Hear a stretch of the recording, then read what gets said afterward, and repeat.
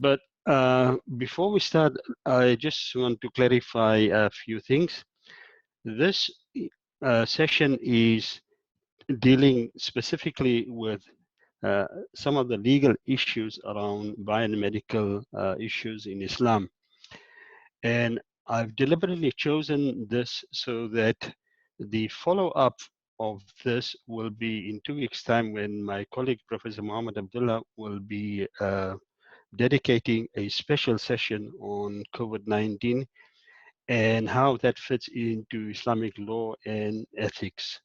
So today's issue concerns mainly legalistic aspects of biomedical issues.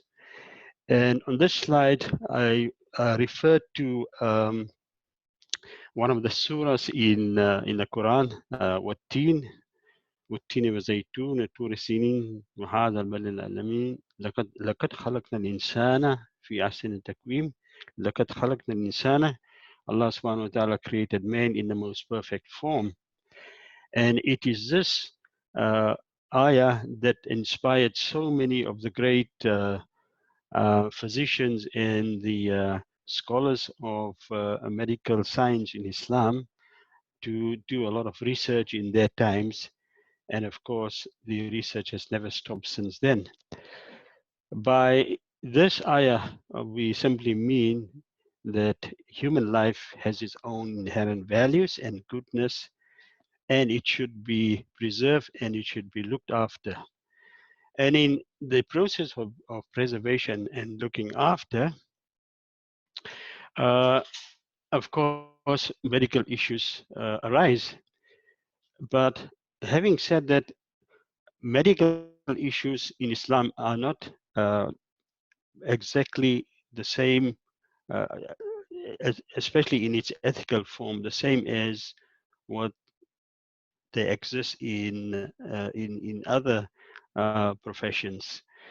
So we start off essentially by going through a series of discussions on what is covered in the topic of legal issues concerning biomedical issues. And I started off there by referring to Imam Ghazali's 5 essentials of well-being, where he says that essentially anything, any science should deal with 5 essential traits of human being, that is religion, life, intellect, progeny, and property. Now, all of them concerns necessities, and the necessities are such that without these, human beings would be unable to function, or at least function at a substandard nature. What concerns us are the ones that Imam Ghazali refers to is life, the preservation of life. And he says in his various books and in his philosophical statements that whatever harms should be avoided.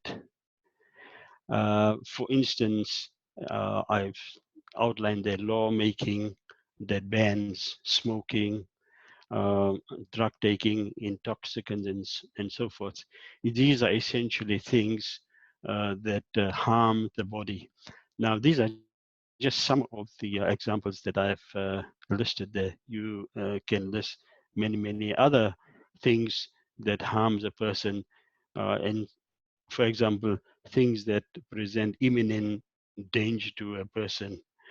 Now, on a basis of this rule on the preservation of life, the Islamic scholars have taken this as a basis on which to test whether the preservation of life test does fit in when it comes to the application of medical medicine or its application. And the rationale is in the fiqh is to determine whether those tests or that medication um, is permissible, or if it's not permissible, on what basis it could be used to make its use permissible. Now, At an ontological level, by ontology, we mean questions about things that exist. We ask, how do we know what is medically good or bad, or what is medically right or wrong?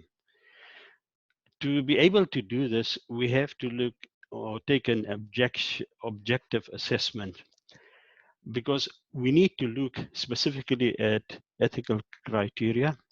We also look at the methodology used during a medical science or treatment, and the principles that underlie the application of medical procedures or medical care or medical research. And of course, we ought to know whether from the application of the law, whether something is good or right or bad or wrong in a medical treatment. Now, this is a tremendous task, because if we were to go through each aspect of medical science, it would take years and years to determine what is right and what is wrong and what is bad or what is good. And so the scholars of Islam have developed some certain rules by which, if the treatment or the medication falls within those rules, then they are easily able to distinguish its acceptability or non-acceptability. So the first one is that within Islamic ethics, it adopts a nuanced approach. It looks at these dichotomies, good or bad, uh, um, you know, whether it's right or wrong, and they look at the specifically at divine will, that is what Allah subhanahu wa ta'ala has willed for human beings. They look at the position of those treatments or medication in fiqh, and then they applied reason and logic. All this is centered around what we call a positive or a objective test. And the way we go about it is, or the way the scholars go about it is this: they refer any of these issues first to the Quran to see whether there are any ayahs there or any indication of how they should go about it. Now, if they don't find anything in the Quran, then they refer it to anything in the Hadith. And as you know, the Hadith is very, very extensive, and they look for guidance and clarity in the Hadith to see what comes closest to what they are proposing. Now, this process is called ijtihad. It is a very reasoned and logical way of going through each step to determine the legality or illegality of an application or medication. And on the basis of that, if they come to a conclusion, then they put it to various schools of scholars who independently look at the solution or the uh, um, the the decision that they've come to, and this decision-making process is called ijma. Ijma means that if there is a general consensus of all the scholars, then they would accept that as being legitimate and falling within what is Sharia compliant. This is a custom that was used by the great scholars in Islam, the medical scholars like Ibn Sina, Ibn Zuhr, and Zahrawi, and Al-Razi.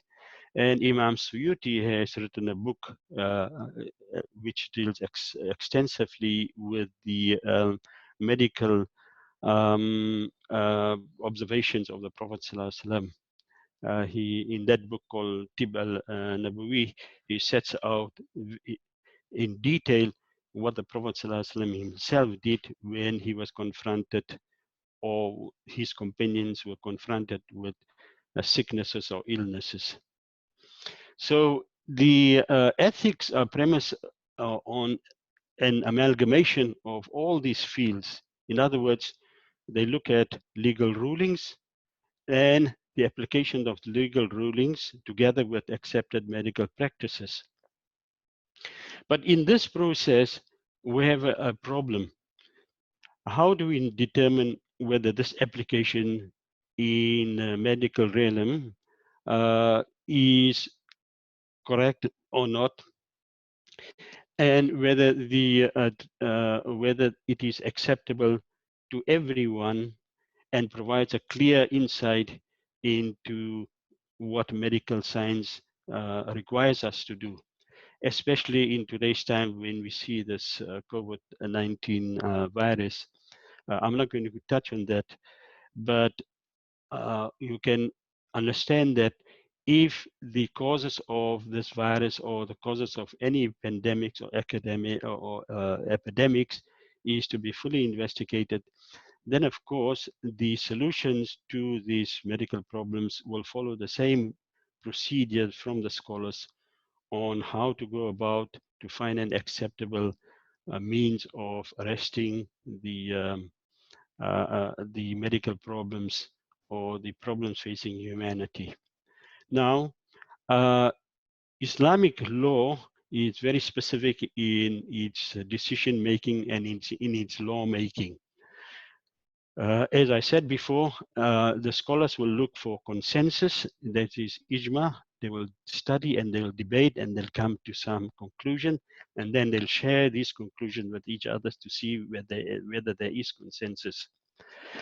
This is exactly what is done by institutions like Dar al-Ifta in Cairo, where they take a very broad-based view of what's happening throughout the world, and then scholars come there and they debate, and then they come to some understanding of how they should be able to incorporate that in the form of a fatwa.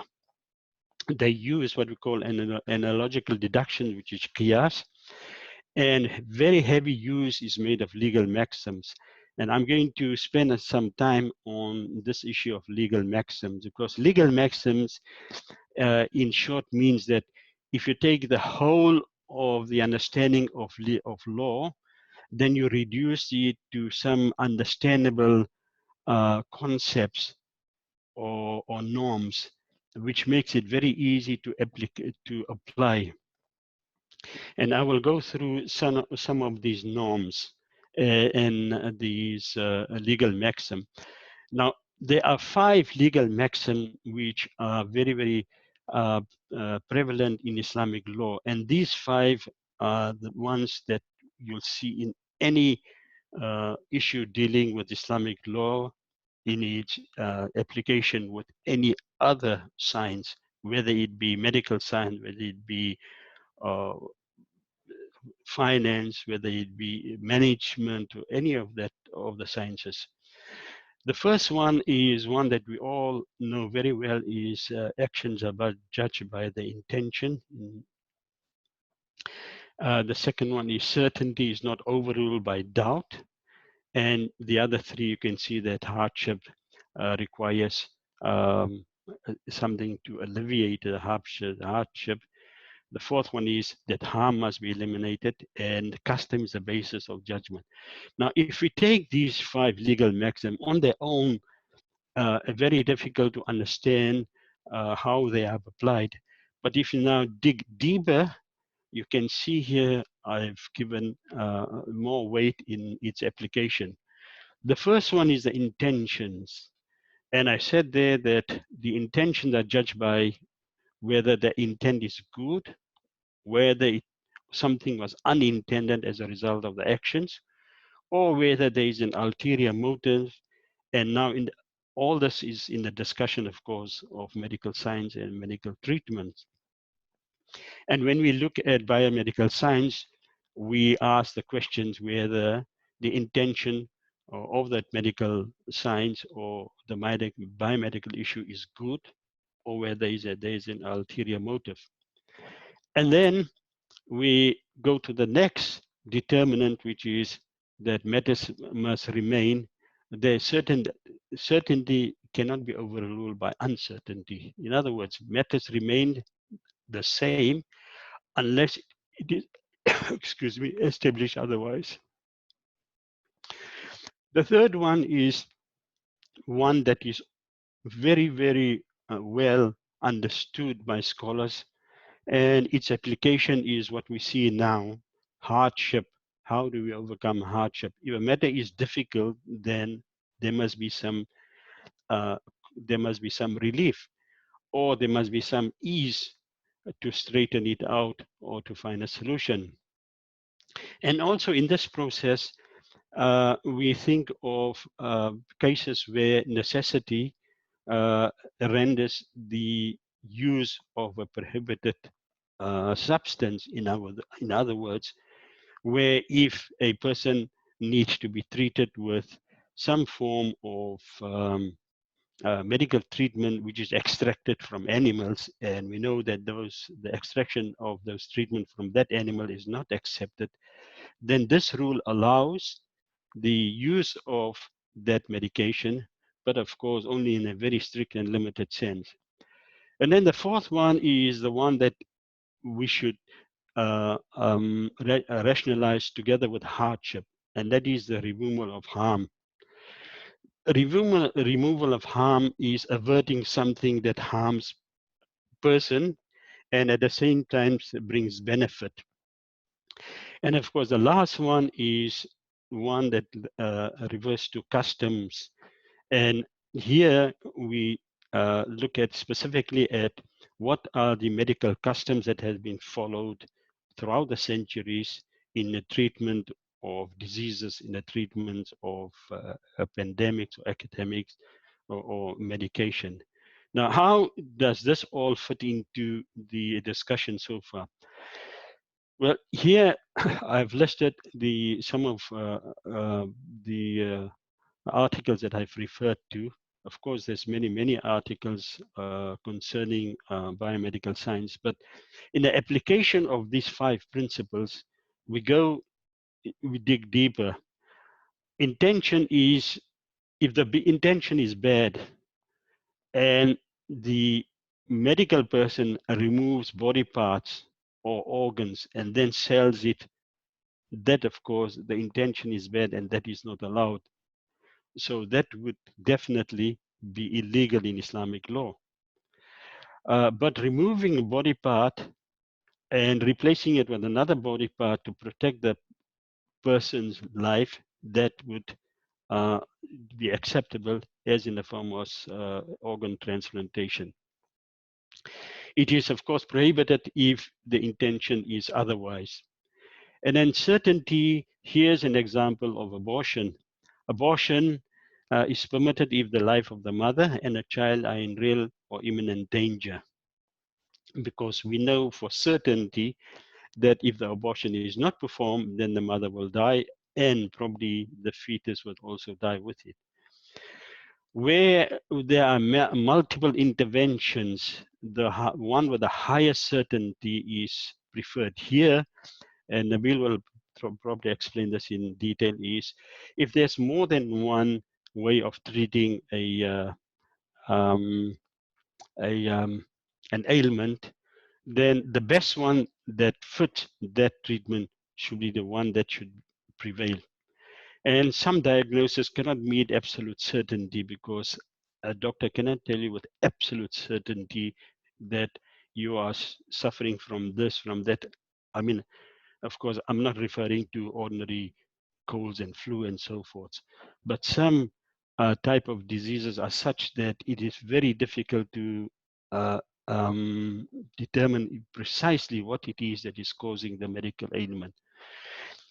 And of course, there are treatments that are based on balance of probabilities, where the decision to use one or two or any one of those treatments options lies squarely on the head of the physician or the doctor. Hardship, the last 3, hardship means um, like resorting sterilization to prevent a pregnancy. And of course, the other example I can give is the changing a physical defect, like if a person has a terrible facial scar or something that is really troubling that person, then it could be medically removed. But of course, this does not include, let's say, cosmetic surgery where a person deliberately goes and changes their facial features or their other features. Harm, what we mean by harm must be avoided is any type of injury requires relief, which is the medical practice throughout the world. Of course, then does that require amputation? Yes, but the amputation is removing one harm to relieve the person from another harm. And injury should, the rule is that the doctor should look at where the injury itself, whether the effect of that injury is equal to or greater than the injury that it will cause by something else. In other words, if there is a case where a person is suffering from some type of a brain disease or brain condition, then it means that by removing that brain condition there or tumor, it may lead to paralysis. But if nothing is done, then both the brain will be affected and paralysis will also prevail. So you have two evils. What do you then do? Then it is up to the doctor or the medical profession to decide, because they have, on a balance of probability, they have the decision, they have the ability to make that decision whether to remove that clot in the brain or whatever, or to leave it as such. And then, of course, doctors must follow what is customary. They cannot just come up with any type of medication on their own. What has been done in the past, and whether those practices follow the practices that has been followed in the past and are acceptable. Now, things like ear piercing, tattooing, and so forth, although I must say that in certain customary practices, tattooing is allowed, but in the literatures that I've read so far, tattooing is not permissible in Islam. So here in a very, very short time, I've explained 5 of the basic legal principles that are used in determining whether a biomedical issue is um, permissible or not permissible, using these 5 factors that have been identified in Islamic law. Now, I deal with this issue in much detail in a course that we are running here at the Center for Islamic Thought and Education at University of South Australia. And the course is called Shariah and Sharia law. So if anyone is interested, please do not hesitate to contact Ramila, and I hope that we can do justice to the course by going into the very details of Islamic law, not only touching on biomedical issues, but on a range of other issues that are confronting Muslims throughout the world. Thank you, Jazakallah. I'll ask for questions now. And I'll also ask Nabil to come in if there's any question that requires a medical explanation. Jazakallah khair.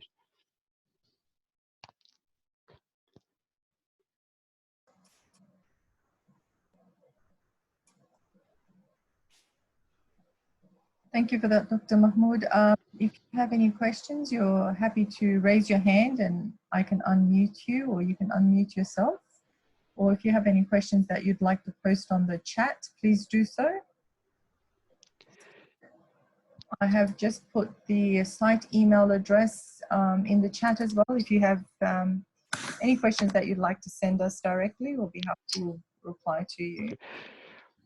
I'd just like Nabil to come in on some of these technical issues that I've raised here, like harm must be removed, for example. Nabil, what would a medical person do if they are confronted with this problem of, let's say, removing a tumor, for example, knowing that the solution may or may not be perfect, or may result in some Um, form of. if, Thanks for the question. I think, firstly, you've probably chosen one of the more difficult questions to answer, and that's brain tumors. Um, Really speaking, so if you divide medicine into medicine and surgery, and you look at surgical problems that have surgical solutions, it really comes down to practitioner skill, practitioner skill. So on the basis of a tumor in the brain or tumor somewhere in the spinal cord, the balance of probabilities comes down to whether the individual surgeon has the experience, has the knowledge and the know-how about how to remove that tumor.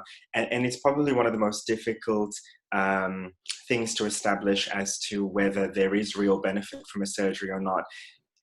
A lot of the time in the UK and Australia, New Zealand and Canada, we take a very conservative approach to removing brain tumors or spinal cord tumors. But in the US, they are a little bit more risk-taking and they see greater benefit. You would only go in to remove something where you knew for certain that a few basic sensors are preserved. So for example, we do brain mapping, meaning that we keep patients awake while removing brain tumors. And that's to establish whether or not you're touching on the speaking centers, the visual centers, the information processing centers. So it's about reduction of harm and also the skill set of the specific surgeon. So that would be for tumors specifically, brain tumors. What about the question of, let's say, abortion then? Because So, sorry. You go on. Abortion, I would say, is relatively more clear-cut in Western allopathic medicine. You can draw sort of a very definitive line as to whether something is medically necessary or not when it comes to abortion, due to the advances in obstetric sciences. So we have large data sets that tell us how a pregnancy is tracking, whether that pregnancy will be healthy and whether the fetus will be viable to a very high probability. And so based on that, the decision of whether an abortion is medically necessary or not has in recent times become quite clear.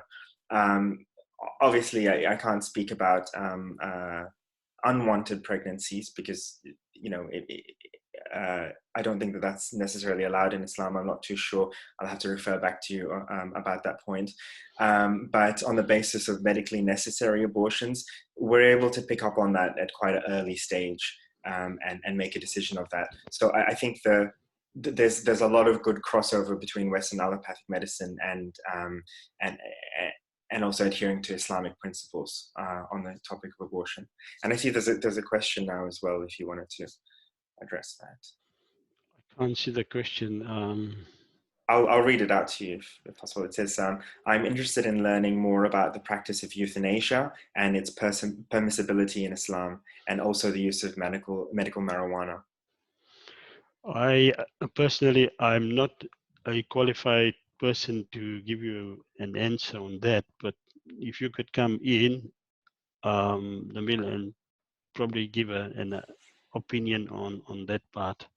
But I would say that the application of these 5 principles should always be at the forefront when making a decision. This, of course, is a purely legalistic approach to solving the problem. I'm not saying that there aren't solutions. Of course, there's a solutions for everything, because Allah subhanahu wa ta'ala says that for every sickness, there is a cure that He has prescribed. So perhaps you can elaborate on that.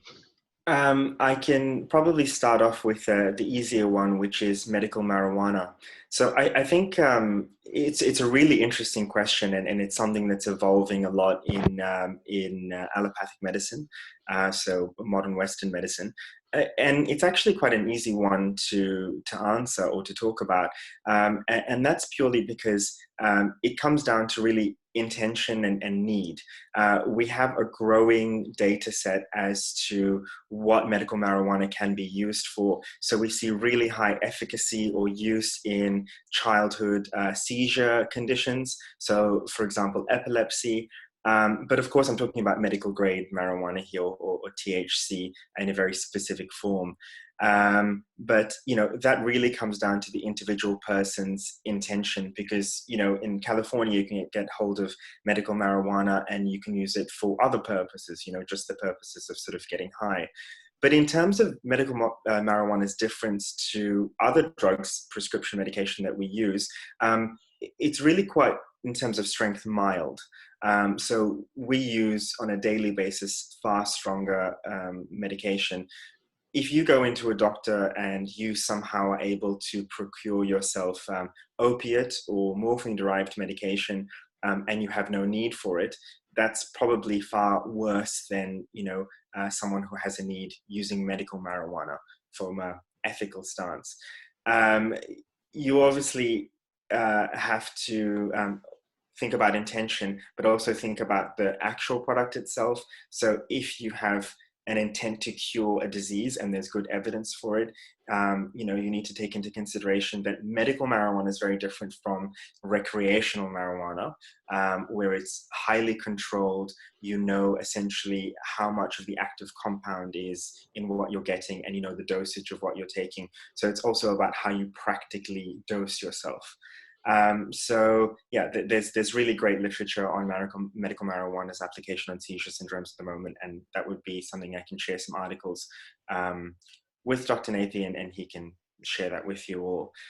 In terms of euthanasia, it's a very difficult subject in medicine because it's not really a medical decision. We're having a community discussion in the West about it. So how can I say, the tools for euthanasia are certainly there. That doesn't change. But the larger community is having a discussion in Australia and around the world about it. And I think that, you know, I can't really give you a sort of medical question, because I don't think it's necessarily a medical question. I think it's a question for society and maybe for religion to kind of think about. In terms about me as a medical practitioner, we sort of euthanize people on a daily basis, or we expedite death, especially at the end of life with things like morphine, etc. But I see Ramila has a question, so I'll hand back to you. I see Mohammed has put up his hand there. Yeah, sorry, it was for Professor Mohammed Abdullah. So, Assalamu alaikum. alaikum assalam. How is everybody? Inshallah well. Alhamdulillah. Dr. Mahmoud, thank you very much for that. Brother Nabil, excellent. Thank you for that. If I can interject and just add a few more things, if that's okay. Please go ahead. Yeah, it's interesting when it comes to medical issues, and scholars say the best mufti, the most qualified person to give fatwa on medical issues as to whether they are halal or not is an expert medical practitioner, and not the imam, for example, because the expert in the field in this particular case would know the situation much better. So the context plays an important role. And so what councils of jurisprudence, Islamic jurisprudence, would tend to do is go back to reliable, qualified, in most cases, Muslim expert medical practitioners, and ask them what do they think about a certain view, and make their fatwa based on that.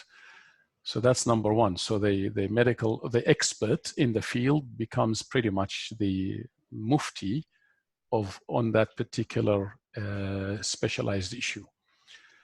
Secondly, in as far as medical marijuana, it is pretty much as Nabil has mentioned. So I guess the general ruling so far is that unless necessary, it should not be taken, right? If there is, just like with other medications, for example, you have medications that may have pork products, gelatin that is coming from non-halal sources. So the response to that, the scholars would say, if there is no other alternative that is just as good or as effective, if there is no alternative, then you can take it. And the same would go with marijuana or medical marijuana. If there is no other alternative for this particular medical situation, then yes, you can take it depending on the advice of medical doctors, right? But if there is an alternative, then no, it should be avoided. And thirdly, on the question of euthanasia, there's two things about euthanasia. One is and as we know, it's, mercy killing, so-called mercy killing, which is the act or practice of ending the life of an individual suffering from a terminal illness or an incurable condition through lethal injection or the suspension of extraordinary medical treatment. Now, so there's two things here. One is the positive role that a medical practitioner plays in giving a lethal injection to end somebody's life because of a terminal illness or incurable condition. That aspect is totally prohibited. That is prohibited among the scholars. You cannot come and give a lethal injection to end somebody's life, right? Because it involves a positive role on the part of the physician to end the life of the patient and hasten his or her death via lethal injection. However, the other aspect is the suspension of medical treatment via preventing the patient from, say, their medication, which is, from a medical perspective, thought, if the medicine that is given is thought to be useless from a medical perspective, meaning if we continue the treatment, it's not going to do anything, then the scholars say it is permissible, and sometimes it is even recommended, in fact, to stop giving that treatment. So I think I just to draw attention to these specific issues. Jazakallah, Professor. It's interesting when I look at these 5 legal concepts in light of what you've just said, especially the last one on euthanasia, would fall under this this ruling of intention, whether the intention of the physician at the time was to deliberately end the life, which, as you rightly say, is not prohibited, is prohibited, sorry, or to not to apply the appropriate medication. In other words, do not apply any medical help, in which case then you are removing the harm. Now, what Nabil and Professor Muhammad has just said falls, and if you look at the logic behind all that, can I just interject that there's one more question? So when you get a chance, we'll refer back to that one. Yeah, it all falls within these 5 jurisprudential concepts that the Islamic jurists have designed. And within these 5 jurisprudential concepts, if they were to be applied in the particular circumstance of a particular problem, then the jurists would then use their minds and apply their minds in the application of this concept. And of course, doesn't mean that if one jurist has applied his mind that is given. They would then have to go through this process of ijma, in other words, consensus. And at times there's very, very good and lively debate on whether or not a certain practice is permissible or not permissible. To you again, Nabil. So there's a question from Salwa about IVF from an Islamic perspective. So I'll probably refer back to Muhammad, but I'll just explain quickly that IVF stands for in vitro fertilization, which refers to fertilizing the egg outside in a laboratory and then implanting it back into the uterus. But I think what the person, and I'll maybe clarify from Salwa, you're speaking about just generally medicine related to reproduction, because there's many other types of fertilization besides in vitro fertilization. So maybe we'll talk about reproductive medicine in general. But I think, Muhammad, you probably can speak to this a little bit better. Yeah, well, thank you very much. So IVF, as explained by Dr. Nabil, is permitted in Islam as long as the sperm and the egg are that of husband and wife. So that is important, because if it's not, so if the sperm, say, is from the husband, but the egg is from some other woman, then that is analogous to zina, in fact, or adultery or fornication. So the condition is the sperm and the egg that are going to be fertilized in vitro, they must be from a husband and a wife. I deal with this extensively in the course, the issue of IVF, and it's extensively covered in the course on Islamic law and Sharia. MashaAllah. Just on the point previously, on the point of intention, I think you're absolutely right, Dr. Mahmoud, that fundamentally the intention of the of the doctor must be taken into account alongside the other maxims that have been mentioned. So, for example, if the doctor feels, well, my intention is good in ending the life of this particular patient because he is suffering, but does so in a way that is prohibited in Islam, i.e. a lethal injection, then that intention on its own is not sufficient. So the intention has to be right, and the method or the action that is taken should also be right, should be consistent with the fundamental principles and teachings of Islam. There's another question as well. Thank you, Mohammed, for that. Regarding the use of contraception, and how is this different from sterilization if the ultimate goal is to prevent pregnancy or the prevention of pregnancy?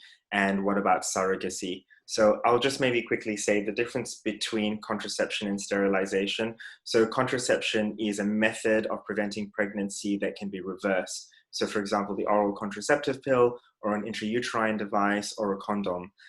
Whereas sterilization is the permanent cessation of being able to become pregnant, whether that be through the male or the female. It's usually a surgical approach nowadays. For example, tying the tubes essentially, which is cutting off the fallopian tubes so that fertilization doesn't occur, and also a vasectomy, so basically not allowing sperm to come out through ejaculate matter. But I'll refer to Mohammed again for this one. So, and about surrogacy, if that's okay. Oh, Dr. Nati also, if you'd like to, that's fine. Yeah, look, the third arm of the jurisprudence is that hardship must be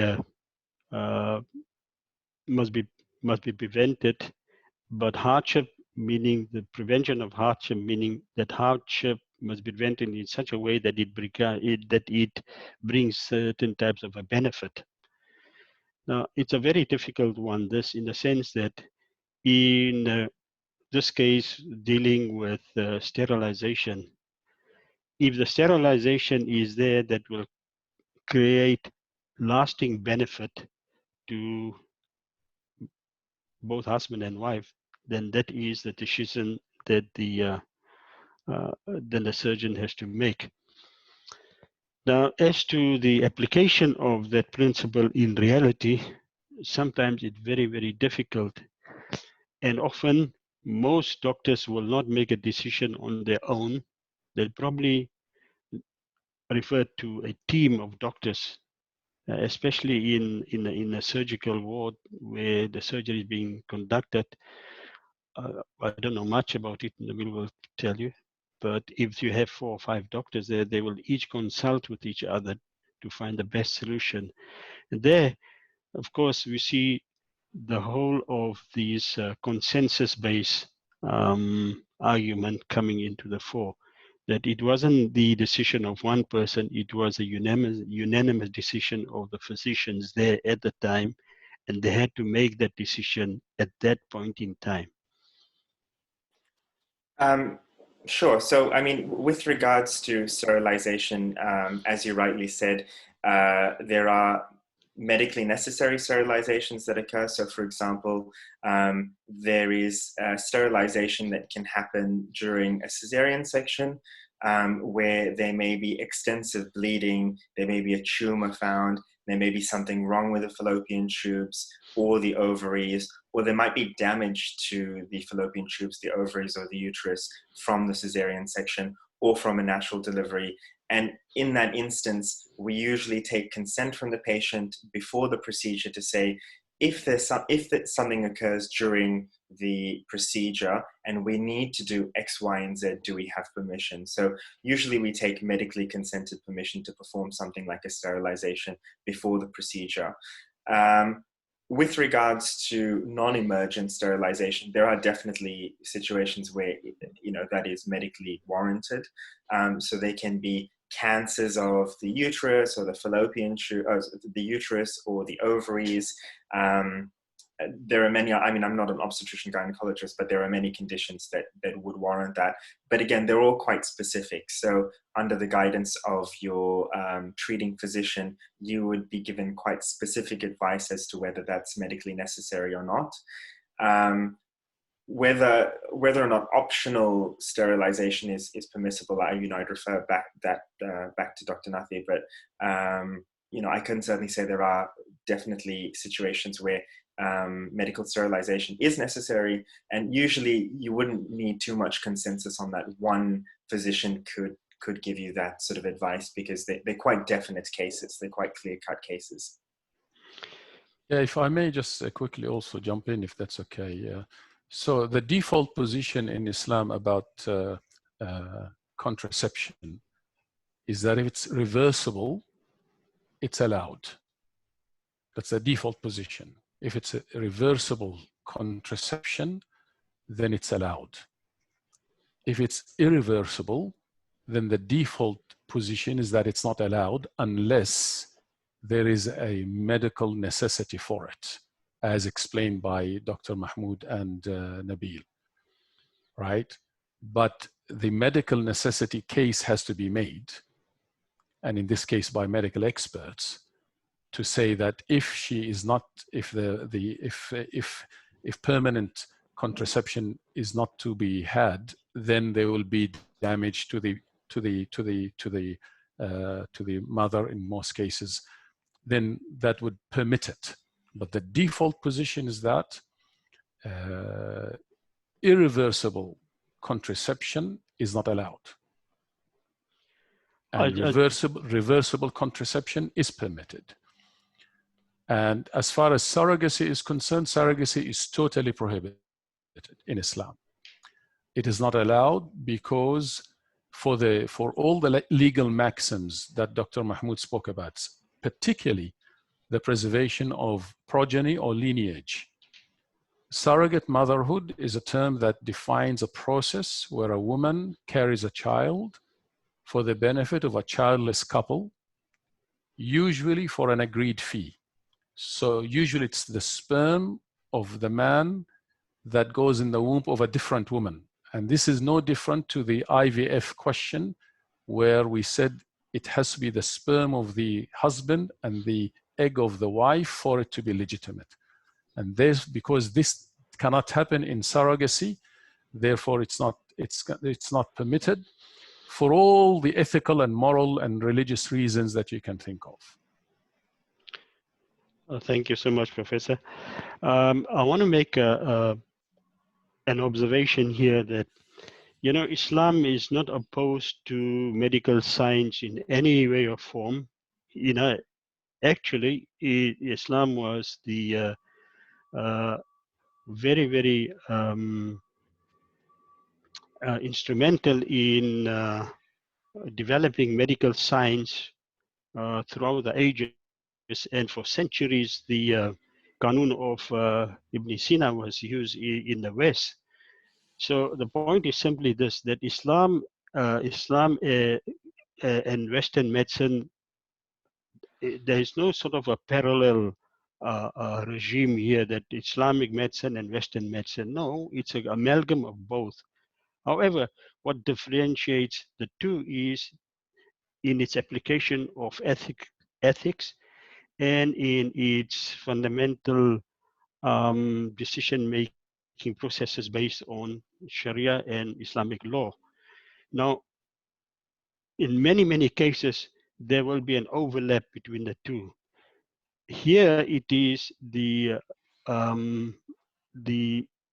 prerogative of the medical person to be able to educate herself or himself in some of the basic legal concept of Islamic law, so that they understand very, very clearly the decision making that they have to resort to in very critical conditions when they are in the operating theater, when they are meeting out medical assistance or medication for that matter. Now, all these comes under the fold of Islamic law. And like I said, Islamic law is very, very broad, and it incorporates legal precepts from a variety of sources. It is not sort of trapped in one particular aspect in its interpretation, which makes Islamic law and biomedical action such a fantastic, such an interesting topic. I think that this topic here, we can go on and on and on, and we won't really find solutions to everything. Although I must say that medical science today has developed to such an extent where these ethical issues are becoming more and more important as we see the fallout, from the misuse of some of these alternative medication and procedures. Also, I must tell you that Professor Abdullah will be talking extensively on the issue of COVID-19. I think he'll give you more details on when that will be. Now, this lecture here, or this webinar, was just a precursor to that, where we covered the legal aspects. I'm sure he will also cover some of the legal aspects, and of course the more problematic aspect of this pandemic in his lecture. I would welcome a comment from him. Can I just interject, Dr. Mahmood? Would you Yeah. stop sharing your screen so I can share the upcoming webinar so Okay. participants can know what is there, please? Yep. I will stop showing the. Okay. Yep. That's just your video that's gone off. I need the stop sharing screen, please. Thank you. Thank you, Ramila. Thank you. Okay, so just to let everyone know, Dr. Mahmood was just talking about upcoming events. These are our next upcoming webinars. We're holding them every Wednesday at 11 a.m. Adelaide time, South Australia time. For those who have joined from overseas, I think I can see someone. So please bear in mind, this is Adelaide, South Australia, Australia time. These are the next 4 events. We do have more events that are coming up, and we'll be there. You'll find them on our website, and you can also find us on Facebook. Otherwise, drop us an email, and we'll be happy to email you back. Jazakallah, Ramila, Jazakallah, Nabil, Jazakallah, Professor Muhammad, and Jazakallah to all of you. Inshallah, I hope that you stay well and stay healthy. And we hope that this pandemic will pass very, very soon, and we can get back to some form of normality. However, I do say that please reach out to us at the Center for Islamic Studies. We are very happy to entertain some of your ideas, your questions, and so forth, and how to make this whole debate lively and to keep in touch with you and to engage with you positively. Jazakallah, assalamu alaikum. Thank you very much. Alaikum assalam. If anybody wants questions for me, I'll be here for the next few minutes.